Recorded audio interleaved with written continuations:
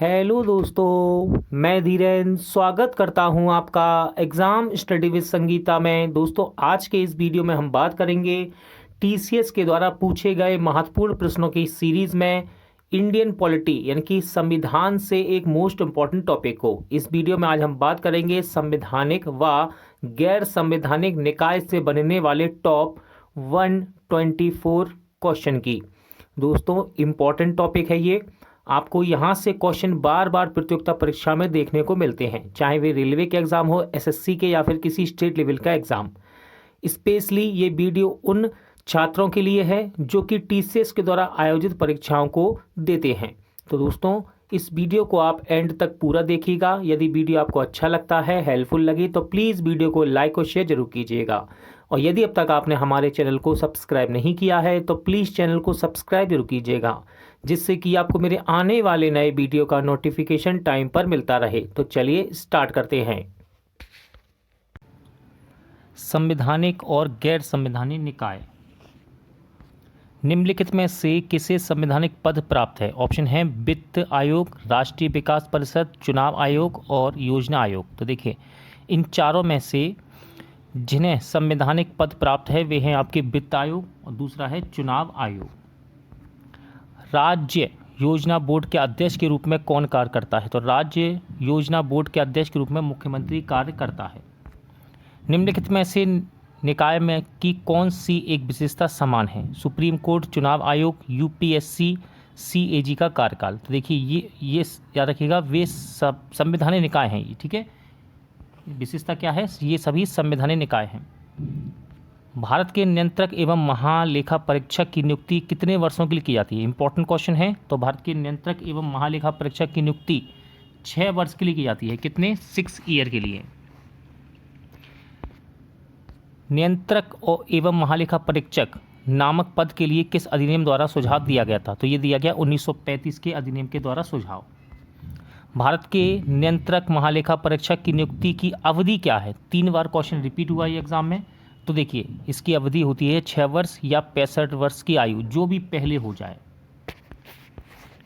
भारत सरकार की ओर से सभी मामलों में सर्वोच्च न्यायालय में कौन पेश होता है जिसमें भारत सरकार का संबंध है? सही आंसर है अटॉर्नी जनरल ऑफ इंडिया, यानी कि भारत के महान्यायवादी।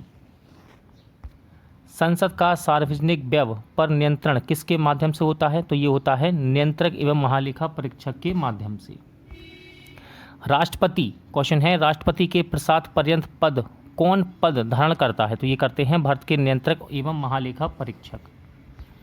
भारत में किसे सार्वजनिक खजाने के संरक्षक के रूप में जाना जाता है? तो सार्वजनिक खजाने के संरक्षक के रूप में नियंत्रक एवं महालेखा परीक्षक को जाना जाता है। इंपॉर्टेंट क्वेश्चन है, डॉक्टर BR अम्बेडकर के अनुसार भारत के संविधान के तहत सबसे महत्वपूर्ण अधिकारी कौन होगा? आंसर है भारत के नियंत्रक एवं महालेखा परीक्षक। भारत के नियंत्रक एवं महालेखा परीक्षक को लेखा परीक्षा रिपोर्ट प्रस्तुत करते हैं। तो ये भारत के राष्ट्रपति को, किसको? भारत के राष्ट्रपति को लेखा परीक्षा रिपोर्ट पेश करते हैं। भारत के नियंत्रक और महालेखा परीक्षक की नियुक्ति किसके द्वारा की जाती है? इंपॉर्टेंट क्वेश्चन है, 3 बार क्वेश्चन रिपीट हुआ है टीसीएस के द्वारा ये। तो नियंत्रक एवं महालेखा परीक्षक की नियुक्ति करता है भारत का राष्ट्रपति। नियंत्रक और महालेखा परीक्षक संसद की किस समिति से निकटता से जुड़े हुए हैं? तो ये जुड़े हैं लोक लेखा समिति से। भारत के नियंत्रक और महालेखा परीक्षक किसके द्वारा मुख्य लेखाकार और लेख परीक्षक के रूप में कार्य करते हैं? तो ये करते हैं संघ और राज्य सरकार के रूप में के लिए। भारत के महान्यायवादी को सुनवाई का अधिकार है, तो इनको भारत के राज्य क्षेत्र के भीतर किसी भी न्यायालय में सुनवाई का अधिकार होता है। प्रत्येक राज्य में महाधिवक्ता किसके द्वारा नियुक्त किया जाता है? तो देखिए, प्रत्येक राज्य में महाधिवक्ता यानी कि एडवोकेट जनरल राज्यपाल के द्वारा नियुक्त किया जाता है। किसके द्वारा? राज्यपाल के द्वारा। भारत सरकार के किस अधिकारी को भारत की संसद की कार्रवाई में भाग लेने का अधिकार है, भले ही वह सदस्य ना हो? तो ये है आपका भारत का महान्यायवादी। इंपॉर्टेंट क्वेश्चन है, 5 बार ये क्वेश्चन टीसीएस के द्वारा पूछा गया है अब तक। किसे भारत सरकार के प्रथम अथवा मुख्य विधि अधिकारी के रूप में जाना जाता है? तो देखिए, भारत सरकार का प्रथम अथवा मुख्य विधि अधिकारी होता है महान्यायवादी। ठीक है, भारत का महान्यायवादी। इंपॉर्टेंट है, 7 बार क्वेश्चन रिपीट हुआ है अब तक ये। संसद में अपनी राय देने के लिए किस पदाधिकारी को आमंत्रित किया जा सकता है? राइट आंसर है भारत के महान्यायवादी को। भारत के महान्यायवादी की नियुक्ति किसके द्वारा की जाती है? तो देखिए, भारत के महान्यायवादी की नियुक्ति राष्ट्रपति के द्वारा की जाती है। प्रत्येक कितने वर्ष की समाप्ति पर राष्ट्रपति द्वारा वित्त आयोग का गठन किया जाता है? तो देखिए, प्रत्येक 5 वर्ष की समाप्ति पर। कितने? 5 वर्ष की समाप्ति पर राष्ट्रपति द्वारा वित्त आयोग का गठन किया जाता है। लोकसभा का पहला आम चुनाव कब हुआ था? इंपॉर्टेंट क्वेश्चन है। लोकसभा का पहला आम चुनाव हुआ 1951 से 1952 के बीच में। चुनाव आयोग ने किस वर्ष अपनी स्वर्ण जयंती मनाई? तो चुनाव आयोग ने 2001 में अपनी स्वर्ण जयंती बनाई थी। ध्यान से पढ़िएगा, बड़ा क्वेश्चन है ये।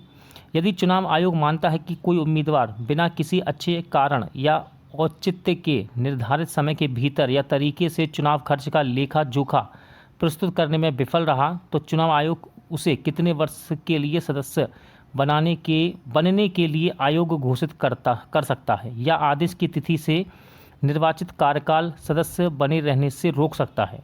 तो राइट आंसर हो जाएगा 3 वर्ष। चुनाव समय निर्वाचन क्षेत्र में चुनाव प्रचार को रोकना पड़ता है, यानी कितने समय पहले? तो मतदान शुरू होने से 48 घंटे पहले रोक दिया जाता है। ठीक है। भारत में लोकसभा और राज्यों की विधानसभाओं के चुनाव किसके आधार पर होते हैं? तो ये होते हैं वयस्क मत अधिकार के आधार पर। कौन राष्ट्रपति के प्रसाद पर्यंत तक पद धारण नहीं करता है? आंसर है चुनाव आयुक्त, मुख्य चुनाव आयुक्त। संविधान के कुछ हिस्सों में मतदान के अधिकार का उल्लेख किससे संबंधित है? तो ये चुनाव से संबंधित है। भारत में मतदाता सूची तैयार करने की जिम्मेदारी किसकी है? तो भारत में मतदाता सूची तैयार करने की जिम्मेदारी है चुनाव आयोग की। किसकी है? चुनाव आयोग की। PPRTMS राजनीतिक दल पंजीकरण ट्रैकिंग प्रबंध प्रणाली किस प्राधिकरण ने लॉन्च की? तो इसको किया था भारत के चुनाव आयोग ने लॉन्च। कौन भारत में एक संवैधानिक निकाय है? तो चुनाव आयोग भारत में एक संवैधानिक निकाय है। चुनाव आयोग का संबंध किस चुनाव से नहीं है? तो चुनाव आयोग का संबंध पंचायतों के चुनाव से नहीं है। बहुवचन मतदान प्रणाली क्या है? तो देखिए, योग्य मतदाता का एक मत का प्रयोग करता है और विशिष्ट योग्यता वाले कुछ मतदाता एक से अधिक मत डालते हैं। किसमें? बहुवचन मतदाता प्रणाली में। भारत के मुख्य चुनाव आयुक्त का कार्यकाल कितना होता है? तो देखिए, भारत के मुख्य चुनाव आयुक्त का कार्यकाल 6 वर्ष या फिर 65 वर्ष की आयु, जो भी पहले हो जाए। इंपॉर्टेंट है, 4 बार रिपीट हुआ है TCS के द्वारा ये क्वेश्चन। एकल हस्तांतरणीय मत प्रणाली के तहत प्रत्येक मतदाता, तो देखिए, निर्वाचित होने वाले उम्मीदवार की संख्या के रूप में कई प्राथमिकताएं इंगित कर सकता है। भारत के दूसरे मुख्य चुनाव आयुक्त कौन थे? तो भारत के दूसरे मुख्य चुनाव आयुक्त का नाम है KVK सुंदराम। ठीक है, सुंदराम। परिसीमन के तहत मतदान करने वाला पहला राज्य कौन सा था? तो परिसीमन के तहत मतदान करने वाला पहला राज्य था कर्नाटक। चुनावी तंत्र के रूप में आनुपातिक प्रतिनिधित्व की प्रणाली सुनिश्चित करता है, तो ये करता है बहुमत नियम को। कोई व्यक्ति कहाँ से चुनाव नहीं लड़ सकता? तो देखिए, 2 से अधिक निर्वाचन क्षेत्र से चुनाव नहीं लड़ सकता कोई भी व्यक्ति। भारत के राष्ट्रपति कितने मुख्य चुनाव आयुक्त नियुक्त करते हैं? तो भारत के राष्ट्रपति एक मुख्य चुनाव आयुक्त को नियुक्त करते हैं। संसद सदस्यों की अयोग्यता संबंधी विवादों का निर्णय कौन करता है? तो संसद सदस्यों की अयोग्यता संबंधी विवादों का निर्णय करता है चुनाव आयोग के परामर्श से राष्ट्रपति। चुनाव आयोग के प्रमुख की नियुक्ति किसके द्वारा की जाती है? इंपॉर्टेंट क्वेश्चन है, 4 बार रिपीट हुआ है TCS के द्वारा क्वेश्चन ये। तो चुनाव आयोग के प्रमुख की नियुक्ति भारत के राष्ट्रपति के द्वारा की जाती है। चुनाव प्रणाली जिसके तहत एक विधायिका विभिन्न राजनीतिक दलों की ताकत को दर्शाती है क्या कहलाती है? तो इसको बोलते हैं आनुपातिक प्रतिनिधित्व। क्या कहते हैं? आनुपातिक प्रतिनिधित्व। डाक मतदान को अन्य किस नाम से जाना जाता है? तो इसको बोलते हैं प्रॉक्सी वोटिंग। क्या कहते हैं? Proxy voting. कौन भारत की पहली महिला चुनाव आयुक्त थी? तो रमा देवी भारत की पहली महिला चुनाव आयुक्त थी। किसका कार्य चुनाव आयोग का नहीं है? यानी कि कौन सा कार्य चुनाव आयोग का नहीं है? तो चुनाव के लिए उम्मीदवारों का चयन करना ये चुनाव आयोग का कार्य नहीं है। इंपॉर्टेंट क्वेश्चन है, भारत के पहले मुख्य चुनाव आयुक्त कौन थे? तो सुकुमार सेन भारत के पहले मुख्य चुनाव आयुक्त थे। 7 बार क्वेश्चन रिपीट हुआ है TCS के द्वारा ये। भारत के चुनाव आयोग में पहली बार किस वर्ष 2 अतिरिक्त आयुक्त नियुक्त किए गए? तो ये किए गए 1989 में। कब किए गए? 1989 में। भारत का चुनाव आयोग है, तो भारत का चुनाव आयोग 3 सदस्यीय आयोग होता है। ये चुनाव आयोग के दायरे में क्या नहीं आता, तो भारत के प्रधानमंत्री का चुनाव करवाना, ये चुनाव आयोग के दायरे में नहीं आता है। भारत में चुनावों के संदर्भ में VVPAT शब्द का क्या अर्थ है, तो इसका अर्थ है मतदाता सत्यापन योग्य पेपर ऑडिट ट्रेल, ठीक है, यानी कि वोटर वेरीफियल पेपर ऑडिट ट्रेल आप कह सकते हैं इसको इंग्लिश में। लोकसभा या विधानसभा चुनाव के उम्मीदवार की जमानत कब जब्त हो जाती है, तो देखिए जब वह डाले गए कुल मतों का 1/6 भी हासिल करने में विफल रहता है तब। लोक सेवा आयोग कब बना था, तो लोक सेवा आयोग बना था 1 अक्टूबर 1926 को। कब? 1 अक्टूबर 1926 को। यूपीएससी के सदस्यों का कार्यकाल कितना होता है, तो यूपीएससी के सदस्यों का कार्यकाल 6 वर्ष या फिर 65 वर्ष की आयु, ठीक है, जो भी पहले प्राप्त नहीं कर लेता वो। भारतीय संविधान देश को सिविल सेवाओं को कौन सी 3 श्रेणियां प्रदान करता है, तो ये करता है प्रशासनिक, पुलिस और विदेश सेवाएं। अखिल भारतीय सेवाओं के सदस्य काम करते हैं, तो अखिल भारतीय सेवाओं के सदस्य केंद्र और राज्य दोनों सरकारों के लिए कार्य करते हैं। ये स्थायी कार्यपालिका का उदाहरण कौन है, तो स्थायी कार्यपालिका का उदाहरण है जिला कलेक्टर। राज्य क्वेश्चन है, राज्य लोक सेवा आयोग के सदस्यों की नियुक्ति कौन करता है, सही आंसर है राज्यपाल। कौन एक अखिल भारतीय सेवा नहीं है, सही आंसर है भारतीय विदेश सेवा, ठीक है, ये एक अखिल भारतीय सेवा नहीं है। कौन सी केंद्रीय सेवा नहीं है, तो भारतीय पुलिस सेवा, ये केंद्रीय सेवा नहीं है। भारत में सिविल सेवाओं की एक विशेषता कौन सी है, आंसर है तटस्थ और निष्पक्षता।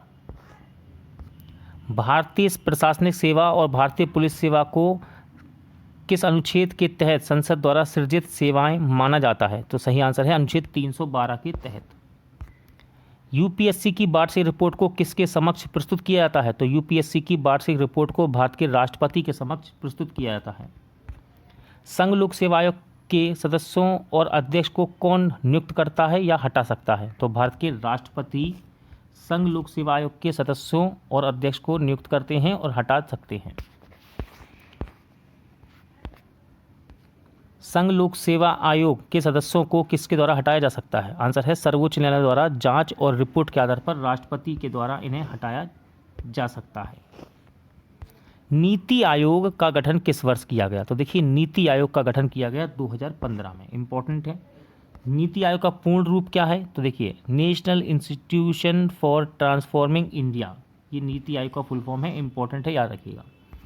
भारत में तीसरी पंचवर्षीय योजना का मुख्य उद्देश्य क्या था, सही आंसर है कृषि। नीति आयोग के उपाध्यक्ष दिसंबर 2021 तक कौन है, आंसर है डॉक्टर राजीव कुमार। कौन सा राज्य राजधानी क्षेत्र योजना परिषद में शामिल नहीं है, तो ये है आपका मध्य प्रदेश। अटल टिंकरिंग लैब किसके द्वारा शुरू की गई एक पहल है, तो ये नीति आयोग के द्वारा शुरू की गई एक पहल है। SDG इंडिया इंडेक्स किसके द्वारा विकसित किया गया है, तो ये नीति आयोग के द्वारा ही विकसित किया गया है।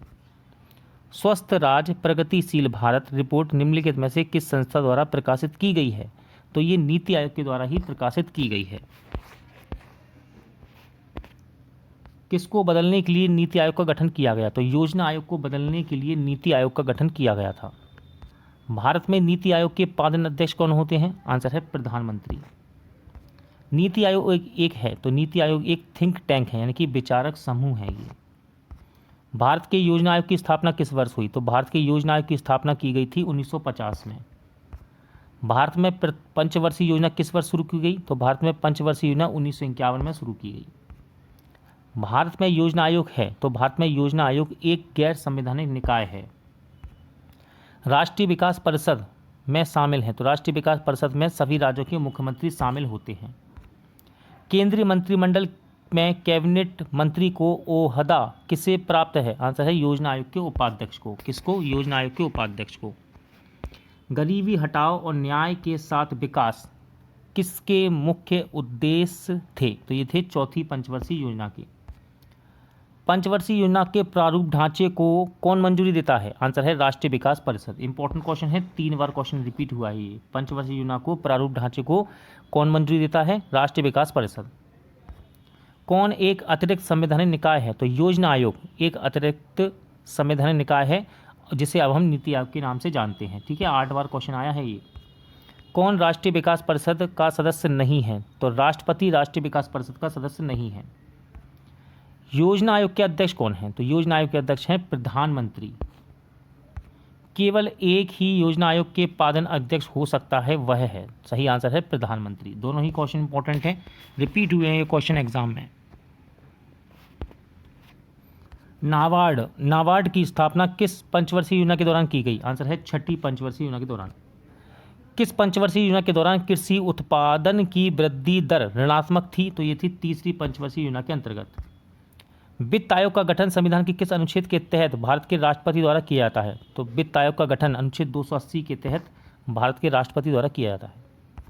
वित्त आयोग का गठन कितनी अवधि के लिए किया जाता है? तो 5 साल के लिए वित्त आयोग का गठन किया जाता है। इंपॉर्टेंट है, 5 बार क्वेश्चन रिपीट हुआ है अभी तक ये। अगला क्वेश्चन देखते हैं। वित्त आयोग के क्वेश्चन है, वित्त आयोग के अध्यक्ष होना चाहिए। तो देखिए, सार्वजनिक मामलों में अनुभव रखने वाला एक व्यक्ति, ठीक है, सार्वजनिक मामलों में अनुभव रखने वाला एक व्यक्ति वित्त आयोग का अध्यक्ष हो सकता है। क्वेश्चन अगला, वित्त आयोग है तो वित्त आयोग एक पंचवर्षीय निकाय है। भारत का पहला वित्त आयोग वर्ष किस वर्ष में स्थापित किया गया? तो ये किया गया 1951 में। भारत के पहले वित्त आयोग के अध्यक्ष कौन थे? तो के.सी. नियोगी भारत के पहले वित्त आयोग के अध्यक्ष थे। भारत में किस निकाय की प्रकृति संवैधानिक है? तो ये है आपका वित्त आयोग। 2 बार क्वेश्चन रिपीट हुआ है, इंपॉर्टेंट क्वेश्चन है ये। केंद्रीय करों में राज्यों की हिस्सेदारी का निर्णायक अधिकार किसके पास है? तो ये है वित्त आयोग के पास। कौन सा प्राधिकरण भारत की संचित निधि से राज्यों के राजस्व के सहायता अनुदान को नियंत्रित करने वाले सिद्धांतों की सिफारिश करता है? तो ये करता है वित्त आयोग। केंद्र और राज्य के बीच केंद्रीय संसाधनों के निर्णय पर सलाह देने के लिए भारत के राष्ट्रपति द्वारा किस निकाय का गठन किया जाता है? आंसर है वित्त आयोग का।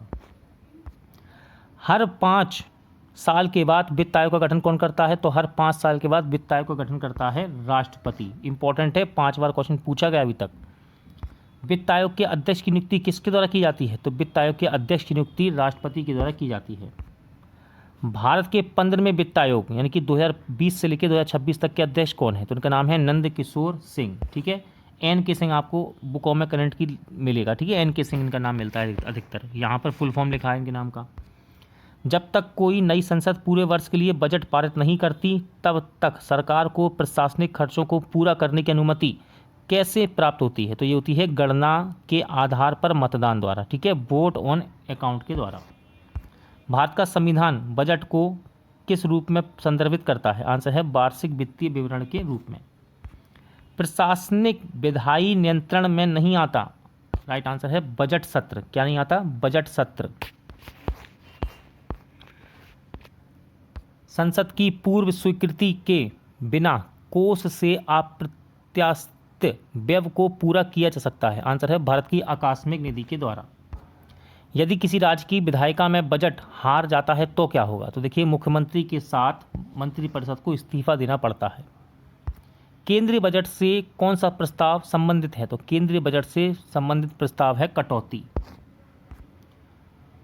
भारत की संचित निधि पर प्रभारित व्यय नहीं है? आंसर है पंचवर्षीय योजना का व्यय। किस पर किए गए व्यय को भारत में हर साल बजटीय अनुमोदन की आवश्यकता नहीं होती? आंसर है प्राकृतिक आपदाओं पर। विश्वविद्यालय अनुदान आयोग यानी कि यूजीसी की औपचारिक रूप से स्थापना किस वर्ष हुई थी? तो ये हुई 1956 में। द्वितीय पिछड़ा वर्ग आयोग के अध्यक्ष कौन थे? तो द्वितीय पिछड़ा वर्ग आयोग के अध्यक्ष थे बीपी मंडल। कौन थे? बीपी मंडल। द्वितीय प्रशासनिक सुधार आयोग की रिपोर्ट किस रिपोर्ट में भारत में सुशासन की बाधाओं के रूप में नागरिक केंद्रित प्रशासन की पहचान की गई? तो ये की गई 12वीं रिपोर्ट में। योजना आयोग के उपाध्यक्ष का पद किसके पास है? तो ये ऐसा अधिकारी है जो कैबिनेट मंत्री का पद धारण करता है। ठीक है, भारत में खनिजों के मानचित्रण और अन्वेषण के लिए कौन सी सरकारी संस्था जिम्मेदार है? तो ये है भारतीय भूवैज्ञानिक सर्वेक्षण। राष्ट्रीय मानवाधिकार आयोग के अध्यक्ष को, तो याद रखिएगा, भारत का एक सेवानिवृत्त मुख्य न्यायाधीश होना चाहिए। राष्ट्रीय मानवाधिकार आयोग के बारे में कौन सा कथन सही है? तो इसकी शक्तियां प्रकृति में केवल अनुशासनात्मकता होती हैं। ठीक है। 1978 में किस दल की सरकार ने द्वितीय पिछड़ा वर्ग आयोग की गठन की घोषणा की थी? तो ये की थी जनता पार्टी ने। राष्ट्रीय जनसंख्या नियंत्रण आयोग के अध्यक्ष कौन है? सही आंसर है प्रधानमंत्री। भारत के नियंत्रक और महालेखा परीक्षक किसके लिए एक मित्र, दार्शनिक और मार्गदर्शक के रूप में कार्य करते हैं? तो ये करते हैं लोक लेखा समिति के लिए। किसके लिए? लोक लेखा समिति के लिए। क्वेश्चन है, भारत का एक गैर संवैधानिक निकाय है। सही आंसर राष्ट्रीय महिला आयोग अथवा राज्य मानवाधिकार आयोग। ठीक है, इंपॉर्टेंट क्वेश्चन है, 2 बार पूछा गया ये। किसकी स्थापना रंगराजन आयोग की सिफारिश पर एक अधिसूचना के माध्यम से 2005 में की गई थी? सही आंसर है राष्ट्रीय सांख्यिकी आयोग। कौन एक संवैधानिक निकाय है? तो राष्ट्रीय मानव अधिकार आयोग एक संवैधानिक निकाय है।